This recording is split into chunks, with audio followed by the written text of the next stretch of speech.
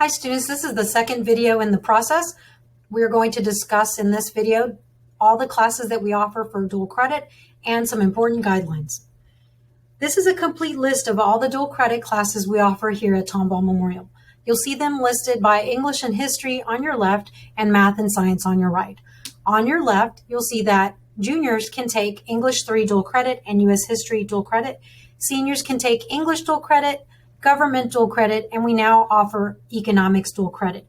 In the past, students would have to pair Government DC with Economics AP. So now you have another option. With Math and Science, you don't see any grade level designations because it really depends on where you are in your Math and Science classes. Each of these classes will have prerequisites. So make sure that you talk to your Math and Science teachers now to see what courses they recommend for you to take next year. So we're going to go into a little more depth with the course names to hopefully get you to better understand how the high school differs from the college. So you'll see over here on the left-hand side, I have all the high school course names for the English and History classes that we offer. So we've got English 3 Comp and Rhetoric. This is how you'll see it listed on your schedule here at Tomball Memorial. And then when you have the course in your Lone Star account, you will see it called English 1301. Then we've got U.S. History. It's called History 1301. And then the English classes. So for English 4 DC, we've got English 1301 and English 2332. The difference is sophomores, if you're planning to take English 1301 next year as a junior, your senior year, you can enroll in English 4 Brit and World Literature. And this is the corresponding college course name, English 2332. If you are a current junior and you haven't done dual credit in the past, this is the class that you can sign up for. So it's English 4, but this is the same college credit that our juniors are getting. And then you see Government DC listed here.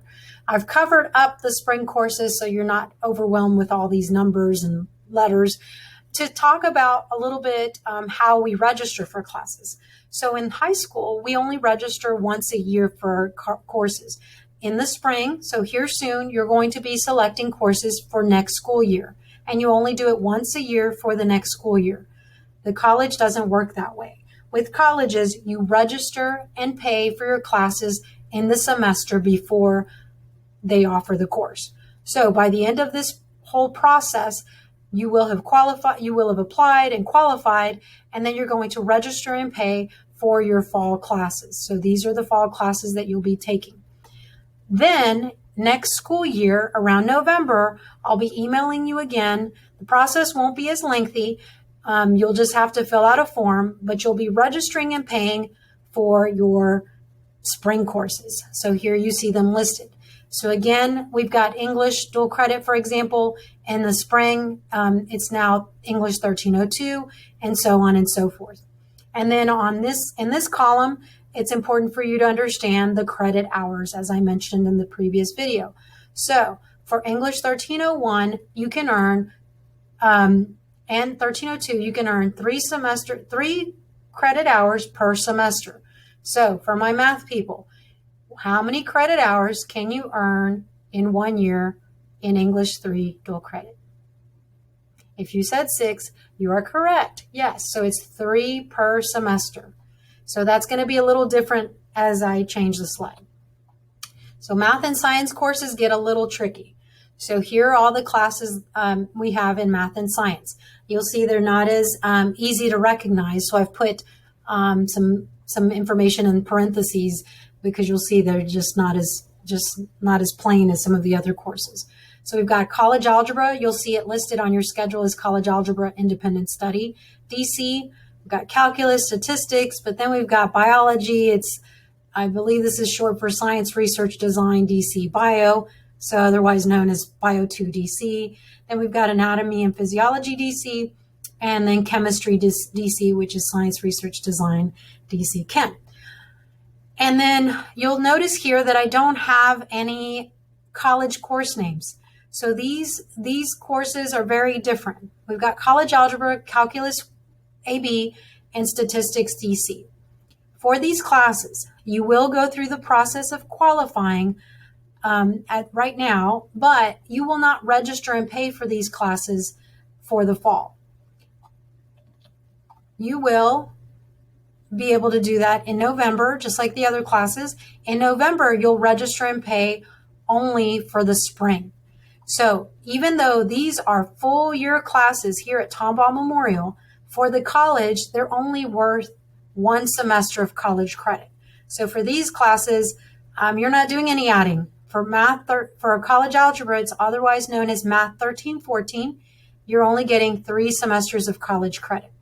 So I'm going to have to repeat this several times in my emails to you when you're registering and paying, because you'll tend to forget. You'll be looking for hey, where's my college algebra in my account?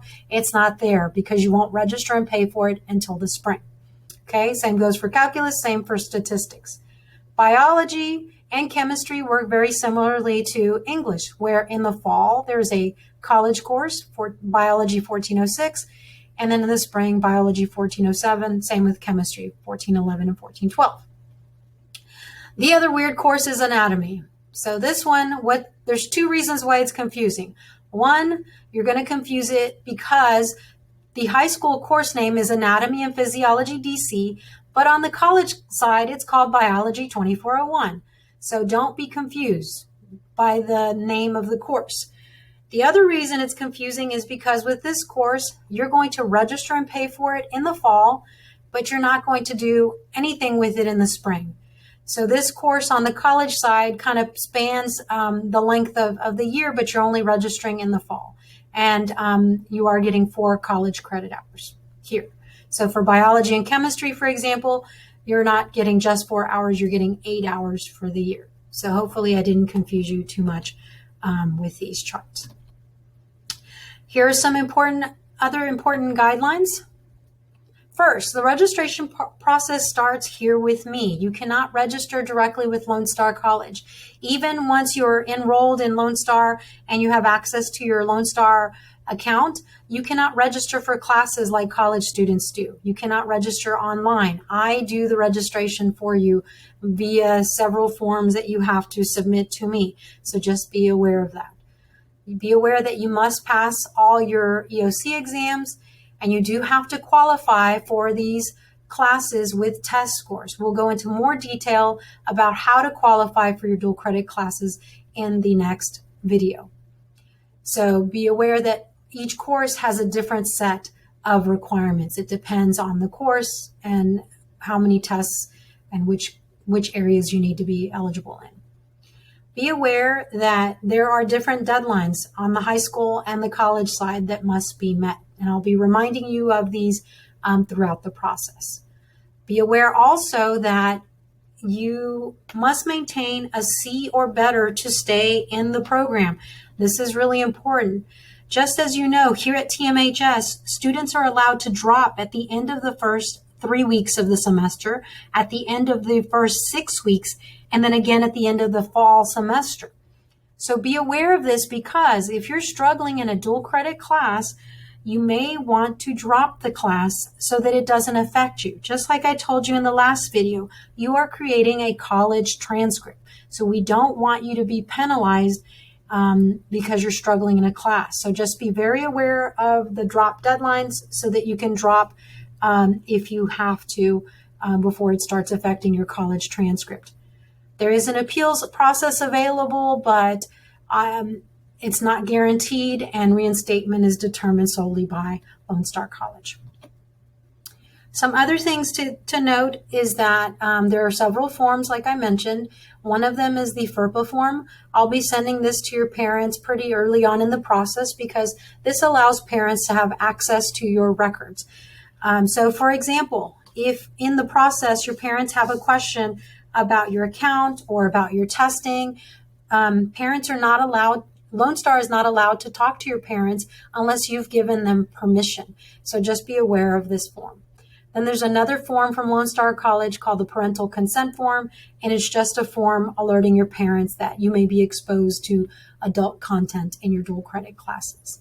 Be aware you are responsible for paying for the course fees each semester. You are responsible for paying for certain fees like textbooks. Most of the classes do have class sets, but classes like English, for example, they may require certain novels.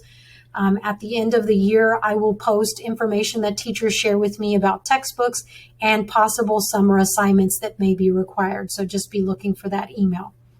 It is your responsibility as the student to be aware whether a college course will transfer to your college of choice.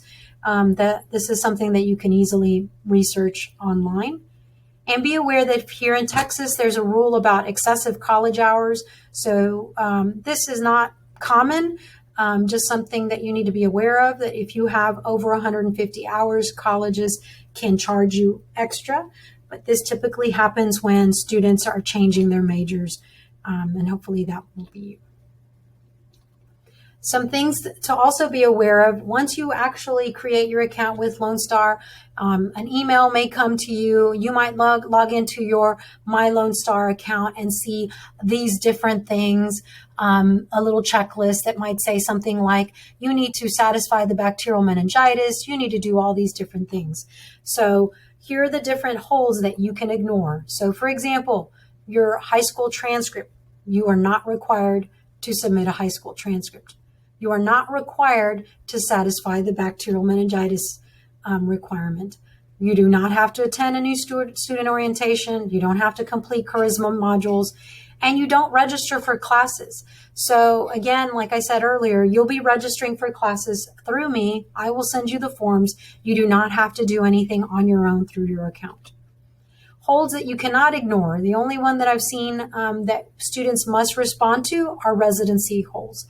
This usually applies to students who are re-enrolling for the next school year.